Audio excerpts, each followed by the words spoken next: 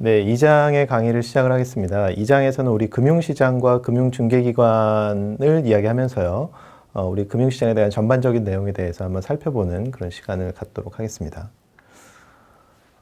우리 1장에서는 이제 재무관리가 어떤 건지 뭐 이런 것들을 전반적으로 살펴봤는데요. 그런 재무관리의 다시 한번 상기해보면 CFO의 역할 세 가지 정도에서 우리 CFO의 역할 세 가지가 그거였죠. 자본 예산이라고 하는 어디에 투자할 것인가. 두 번째가 자금 조달에 대한 내용. 세 번째 유동성 관리였는데 이런 것들을 우리가 다 원활하게 이제 하기 위해서는 이 재무관리 환경, 금융시장에 대해서 우리가 알아야 된다라고 이야기할 수 있겠습니다. 여기 아마 그런 내용이 나올 걸로 생각되는데요. 경영자는 보다 저렴한 비용으로 필요한 자금을 조달해서 이것을 통해서 기업의 가치를 이제 높일 수 있는 곳에 투자하려고 한다라고 할 수 있고요. 또 기업의 재무 활동과 관련된 의사결정을 위해서는 경영자는 자신의 기업이 활동하고 있는 환경, 또 투자와 자금 조달이 이루어지는 그런 환경에 대해서 충분히 이해를 하고 있어야 한다라고 이야기할 수 있겠습니다. 당연한 이야기죠. 기업이 어디서 자금을 어떻게 조달할 수 있는지, 또 자금 조달 수단인 주식과 채권 같은 것들은 어떻게 거래되고 있는지, 또 투자와 자금 조달 과정에서 도움받을 수 있는 우리 금융중개기관들은 어떤 것들이 있는지, 이런 것들을 충분히 이해를 하고 있지 못한다고 하면 이 CFO의 앞에 세 가지 역할은 우리가 제대로 수행할 수 없다라고 이야기할 수 있겠습니다. 그래서 이 세 가지에 대해서 좀 살펴봐야 되는데요.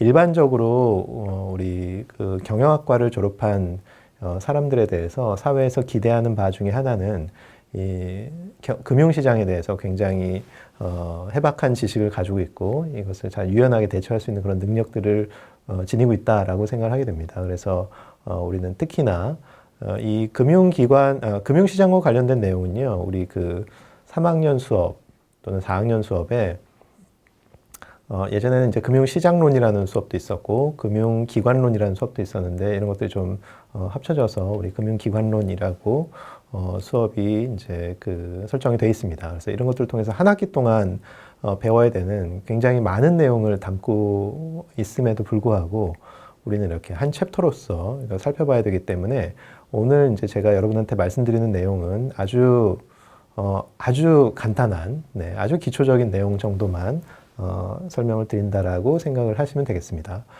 이것과 관련돼서 조금 더 심도 있는 내용을 공부하고 싶으면 우리 투자론뿐만이 아니고요, 금융기관론이나 금융시장론 같은 또 금융 리스크 관리 이런 수업을 통해서 시장뿐만이 아니고 금융 상품과 관련된 그런 내용들을 함께 우리가 숙지를 해야 이런 것들이 충분히 이해할 수 있다라고 설명할 수 있겠습니다. 먼저 우리 금융시장이 어떻게 구성되어 있는지 이걸 먼저 이야기하면서 시작을 해보면 좋을 것 같습니다. 금융시장은요, 이제 이건 아마 여러 번 보셨을 것 같은 그런 그림인데요. 제가 1장에 처음에서 그런 말씀을 드렸었죠. 금융시장은 자금의 공급자와 자금의 수요자를 연결해주는 그런 거라고 이야기할 수 있는데, 자금의 공급자는 여기 보면 투자자, 개인이나 기관 이렇게 표현되어 있는데요. 일반적으로 우리는 가계라는 이름으로 많이 배웠습니다. 그러니까 가계에서는 잉여자금이 나오게 되어 있고요.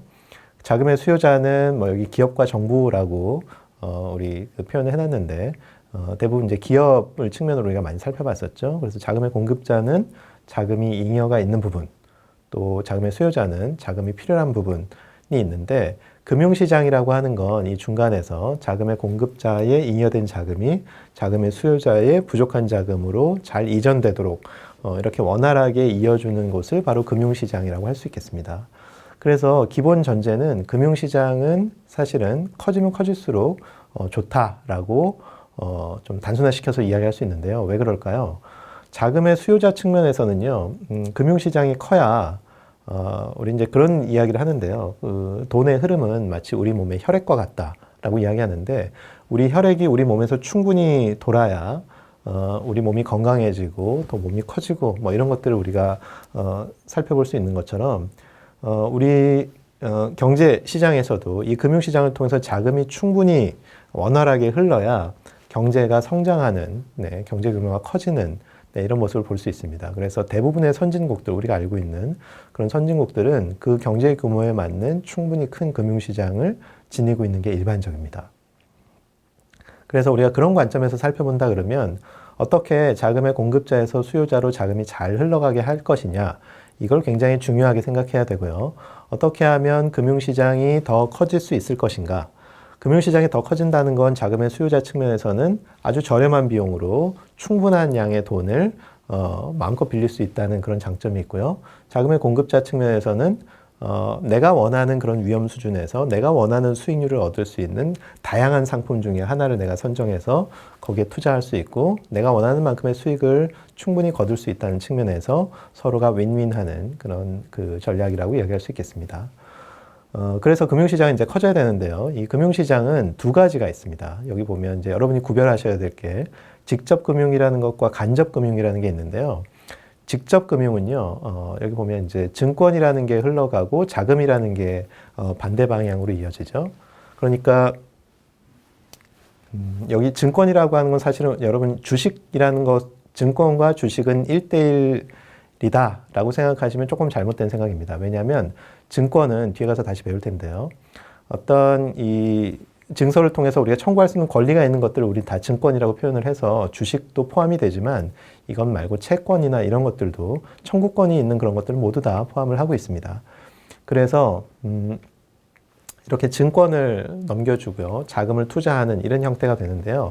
대표적인 직접 금융의 예는 방금 제가 말씀드렸던 것처럼 주식이나 채권 같은 것들을 설명할 수 있는데 예를 들어서 제가 금융시장을 통해서 삼성전자의 주식 또는 투자했다고 가정을 해보겠습니다. 그러면 제가 투자한 자금은요, 사실은 이제 조금 단순화시켜서 제가 말씀을 드리는 거예요.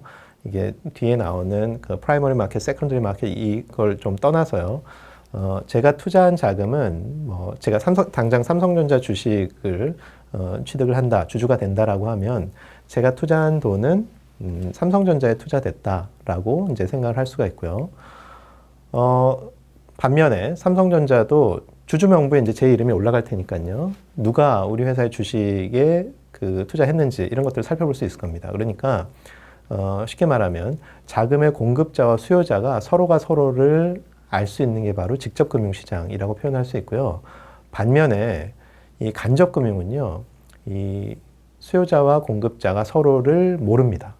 무슨 말이냐면 이 간접금융의 예를 한번 대출이라는 걸 예를 한번 들어볼까요? 금융중개기관을 제가 국민은행이라는 걸 한번 가정을 해보겠습니다.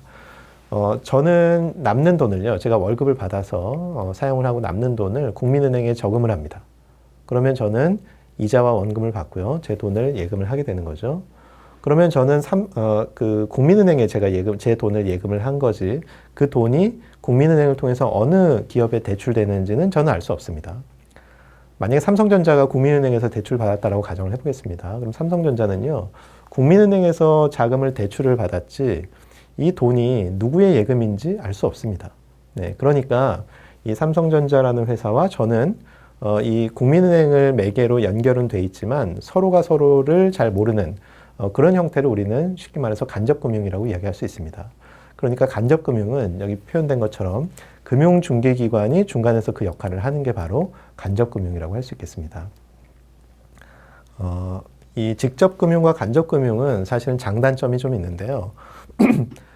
직접금융은요, 실제로 좀 투자하기가 쉽지 않은 그런 면이 있어요. 어떤 얘기냐면요.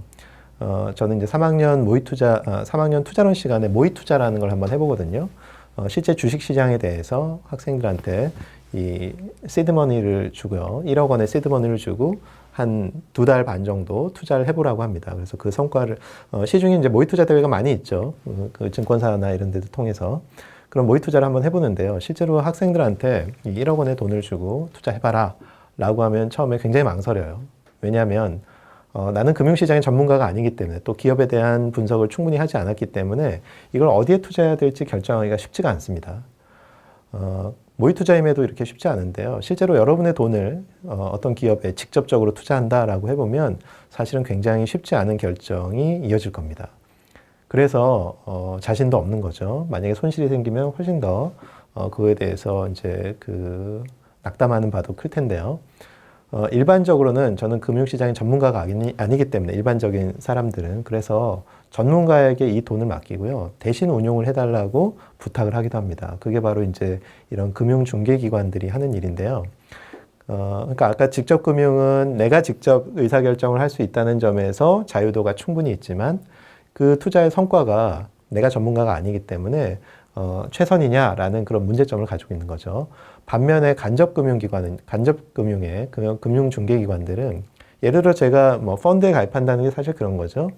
펀드 매니저에게 그 자금을 공급하고요. 그 펀드 매니저가 대신 운용한 다음에 수익이 나면 돌려주는 이런 구조가 되는데 여기도 마찬가지로 장단점이 있습니다. 장점은 저는 전문가가 아니니까 금융의 전문가에게 돈을 맡겨서 충분한 수익이 날 수 있도록 해주는 게 뭐 이런 이 장점이라면 단점은 여기서도 마찬가지로 대리인 문제가 발생하는 거죠.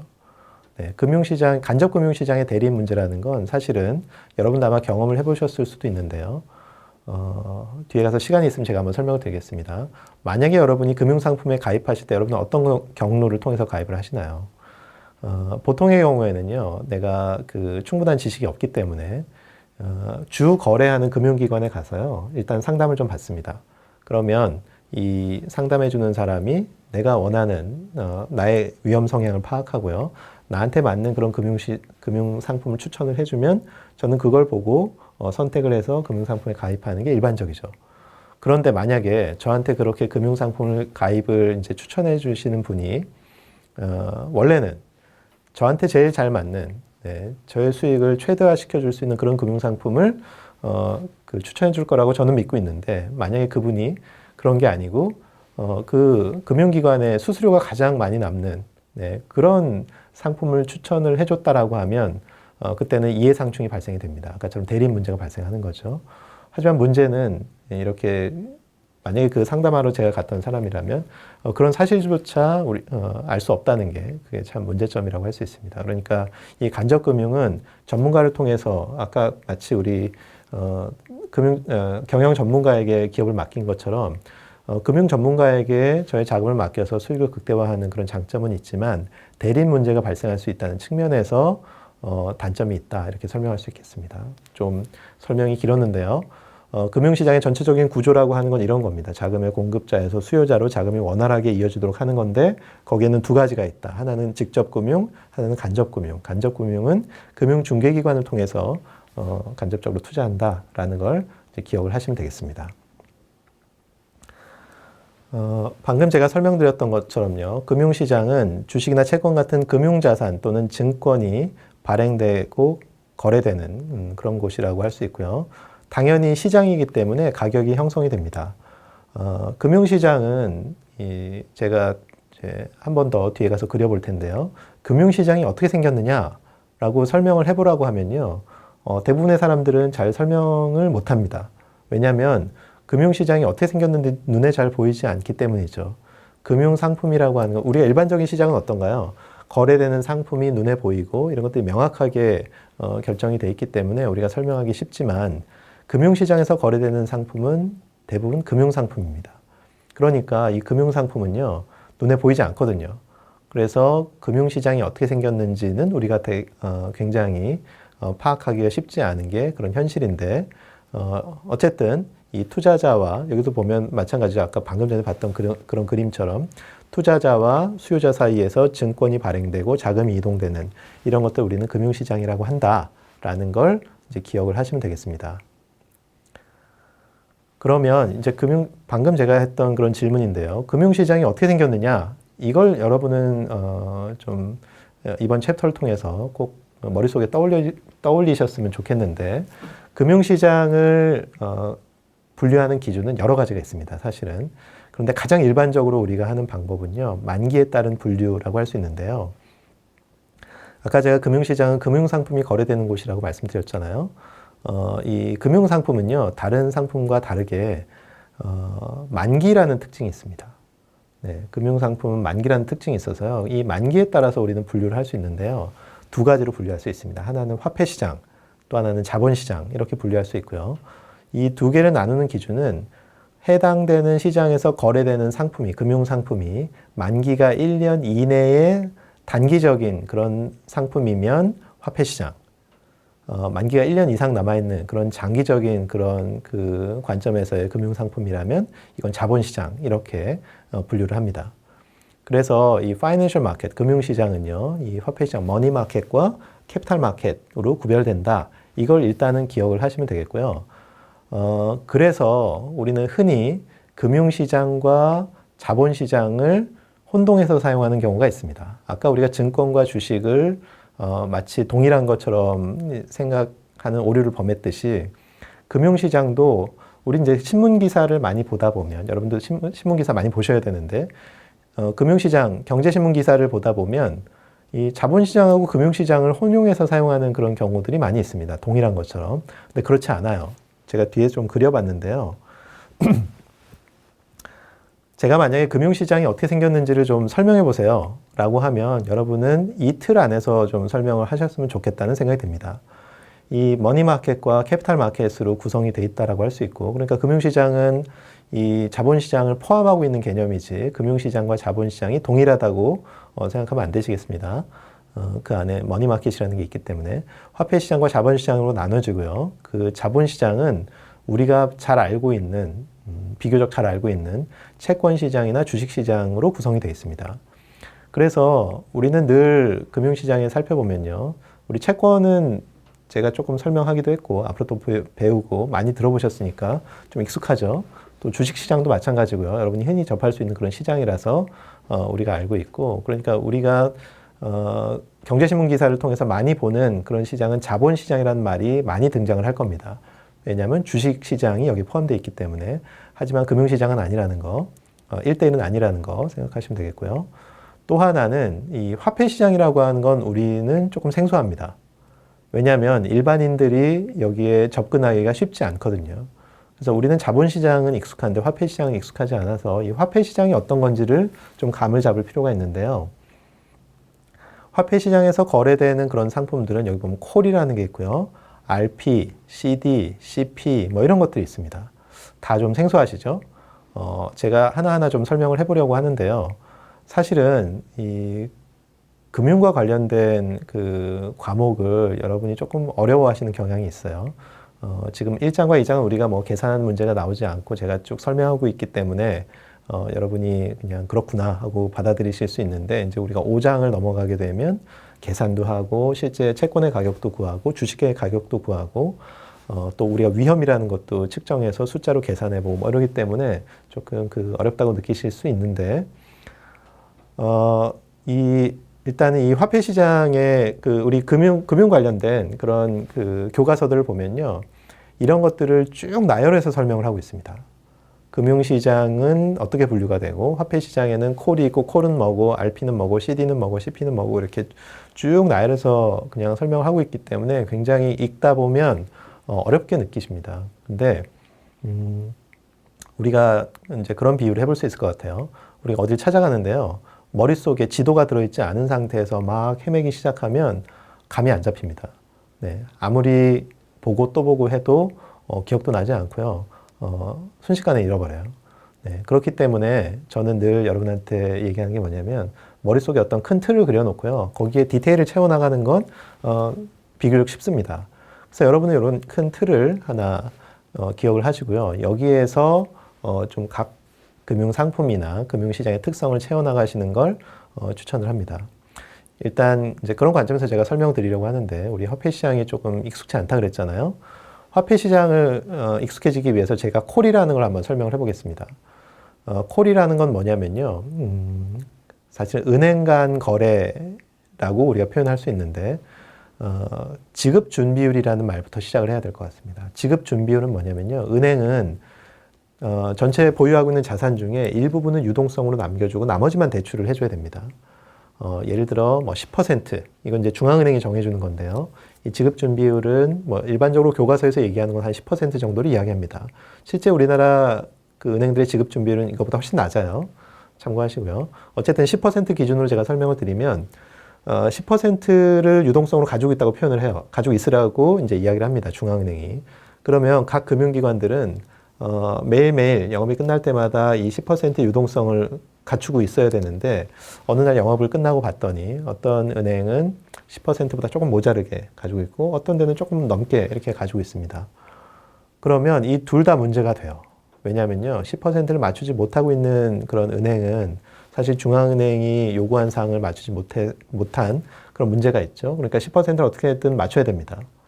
그리고 10%를 넘게 유동성을 가지고 있는 은행도 별로 좋지는 않아요. 왜냐하면 은행은 가지고 있는 자산을 대출을 해주고 이자를 받아야 되는데 유동성으로 그냥 현금으로 가지고 있다는 얘기는 그만큼 수익성이 줄어든다는 뜻이죠.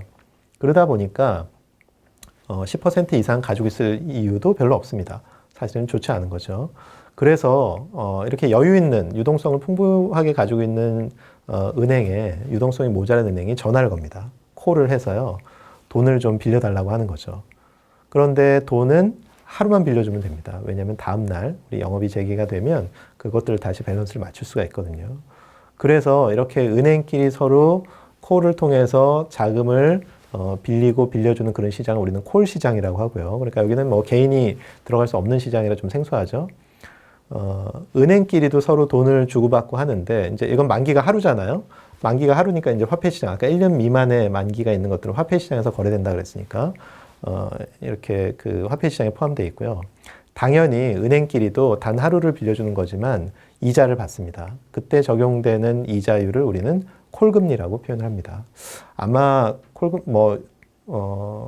어린 학생들은 콜금리라는 말을 들어보지 못했을 수도 있는데요. 예전에는 우리가 기준금리의 대용치로 이런 콜금리를 사용하기도 했습니다.